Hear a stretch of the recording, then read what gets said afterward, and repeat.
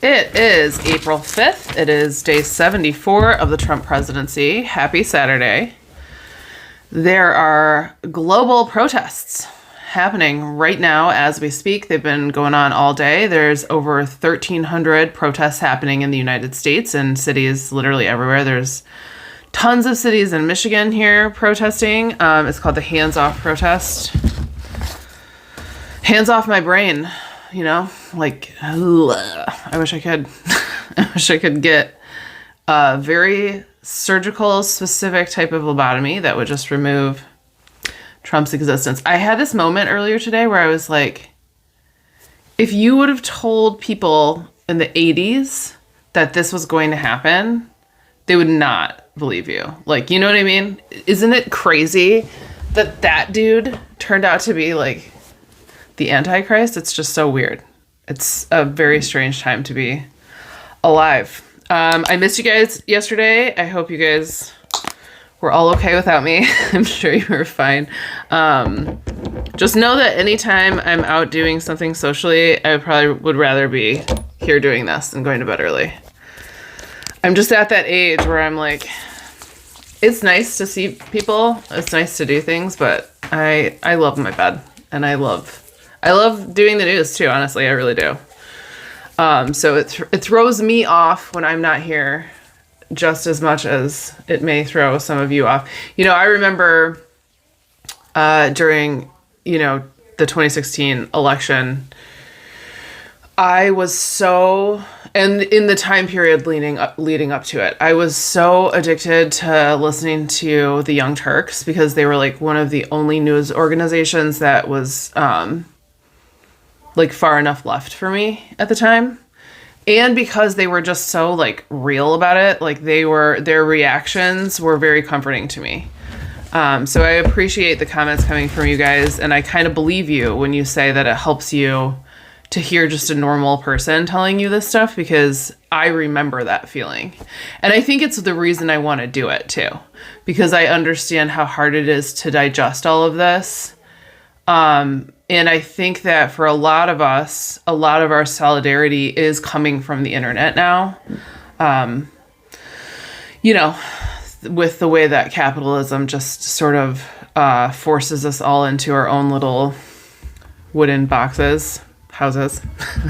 Anyways, I'm super excited to see how many people turned out for the protests. It's really exciting. And it's really exciting. I don't go to protests. It's a personal decision that I've made because I don't trust that there won't be violence. I don't trust that something couldn't potentially happen. I'm not personally willing to leave my child without a parent, especially having lost both my own parents. Like I'm just not going to do it. I could still totally get murdered, obviously, or shot in another circumstance, but I'm just not going to go. I'm not going to do certain things. There's certain things I won't do, but I'm very supportive and I really appreciate the people that are willing to put their necks out there and go do that. And also I have my daughter today. So my co-parent would not be okay with me bringing her to something like that, nor would I do it anyway. She's too young. Maybe when she's in high school, she wants to go do that. I'm super supportive of her doing that when she is a little bit more grown up. Speaking of protests, South Korea has officially removed Yoon Suk Yeol, their president, has been officially removed from office, and it's because he back in December invoked martial law against them, and they've been going through this impeachment process, and now it's official. He's out of office. They voted to uphold the impeachment. They're removing him from office. There was celebrations in the streets. I'm so happy for them. A little bit jealous. I'm a little bit jealous, but here we are. Mitch McConnell is now publicly calling Trump out. A little late. It's a little late, Mitch. For hiring amateur isolationists and installing them at the Pentagon and removing senior officials. Yeah. Okay, well, he's doing that across the board at every organization, Mitch McConnell. It's not just one place. So, yeah, the decisions that are coming down the pipe are horrible decisions. as evidenced by the fact that they have to rush to backtrack them almost daily. And also the lawsuits is all I will say. The hundreds, if not thousands, of lawsuits that have cropped up against the Trump administration since in 74 days. It's record. They've got to be beating records. So there has been this story in the news about 15 Palestinian medics that were killed by Israel last month. The bodies were hidden and then discovered. Like, I think at first they may have claimed that they don't know what happened. Then they were like, well, we didn't know that they were medics. And now there is a video that has surfaced that clearly shows that they were literally driving like ambulances with lights on them. They knew.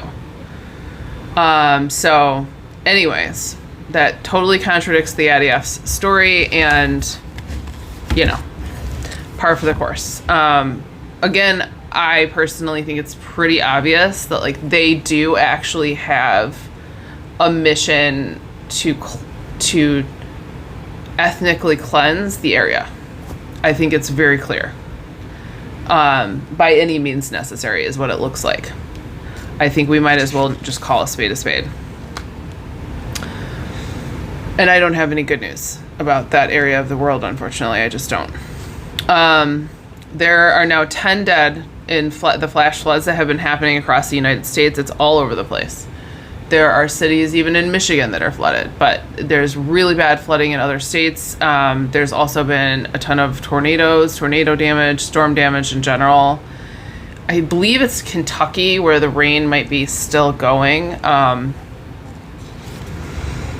it's not great. I know that they're deploying the National Guard in some places, but like with reduced funding for disasters, I worry about what happens after a really damaging flood or tornado when people don't have access to the help that they need.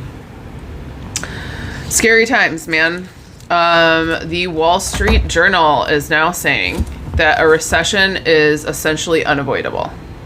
Even if Trump were to completely shut off the tariffs today, they are saying the damage is done, it's unavoidable, it's happening. The craziest part, and I think I meant to like say something about this later on, and I will probably repeat this, is that the percentages, like people think that they used AI to get them, because some of the percentages that they used to say that like other countries are taxing or they're tariffing us X amount, they were super far off. And whoops, but now some of those countries are like, all right, well, we're gonna still put a 34% tariff back on you now. So anyways, this is what happens in a trade war. It's just like a never ending, it's stupid. It's really stupid. It's gonna damage the entire world. Cheers.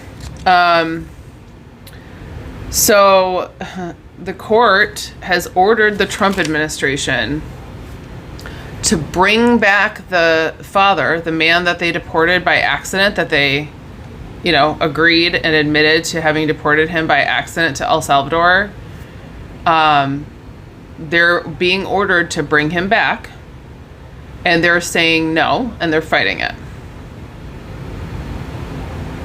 Because it's not about human beings. It's not, I mean, they couldn't care less. And it's definitely not about upholding any laws.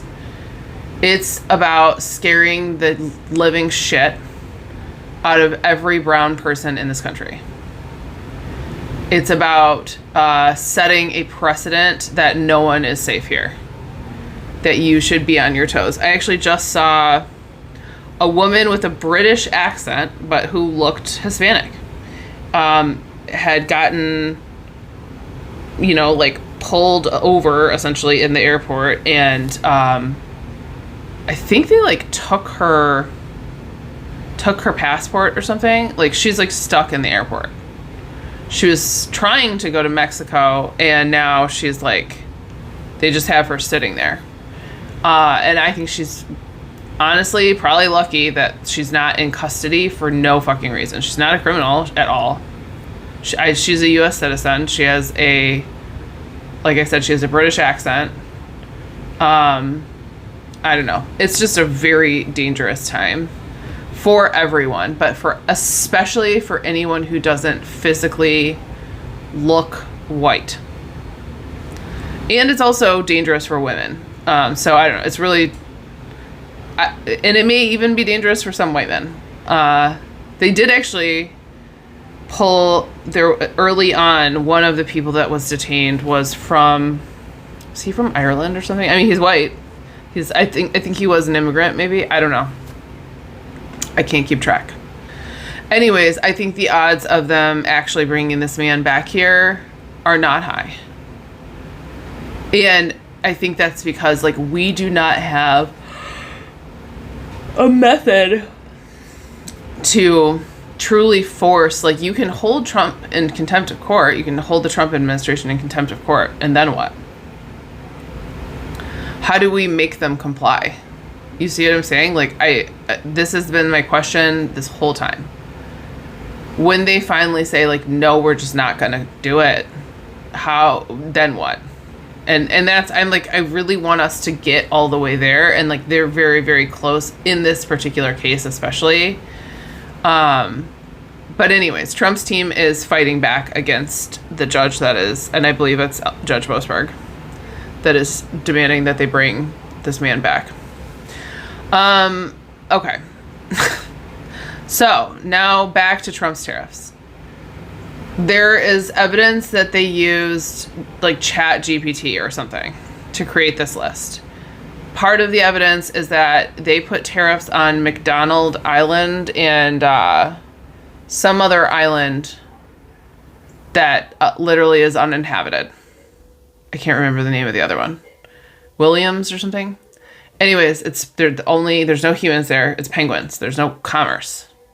And I think I can't remember how high the tariffs are that they put on them. And they pulled a bunch of really bogus tariff numbers. Like, I believe that they tried to say that China had 34% tariffs on us, so we were putting 34% tariffs on them or something. No, they didn't. It was like for sure under 10%. I almost want to say it was under 4% when they actually went and checked. Anyways, long story short, now China is putting 34% tariffs on the United States. And China pulled out of the TikTok deal. I think China owns the algorithm, even though the actual company is, like, hosted in Taiwan, maybe. Anyways, Trump kicked the TikTok ban 75 days down the road. Good luck getting a deal, though. Like, I don't know what he's thinking. Like, I think that is done, honestly, if you want my personal opinion.